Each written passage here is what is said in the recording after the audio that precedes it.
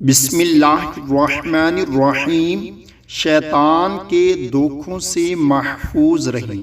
حضرت ابو بکر صدیق رضی اللہ تعالی عنہ فرماتے ہیں کہ حضور اکرم صلی اللہ علیہ وآلہ وسلم نے ارشاد فرمایا، اللہ تعالی نے فرمایا ہے کہ اپنی امت کو بتلا دو کہ وہ 10 مرتبہ صبح کو، 10 مرتبہ شام کو اور 10 مرتبہ سوتے وقت پڑھا کریں، لا حول ولا قوت الا باللہ، لا حول ولا قوت الا باللہ۔ سوتے وقت پڑھنے سے وہ دنیا کی تمام آفتوں سے محفوظ رہیں گے، شام کو پڑھنے سے شیطان کے دھوکے سے محفوظ رہیں گے، اور صبح کے وقت پڑھنے سے میرے اللہ کے غصے سے محفوظ رہیں گے۔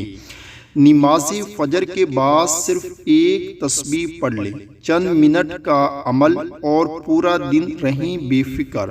حضرت ابو ہریرہ رضی اللہ تعالی عنہ فرماتے ہیں کہ رسول اللہ صلی اللہ علیہ وآلہ وسلم نے ارشاد فرمایا، جو شخص شروع دن میں آیت الکرسی اور سورۃ مومن کی پہلی 3 آیاتیں پڑھ لے، وہ اس دن ہر برائی سے اور تکلیف سے محفوظ رہے گا۔ اللہ تعالی ہم سب کو بھی اس پر عمل کرنے کی توفیق عطا فرمائے، آمین۔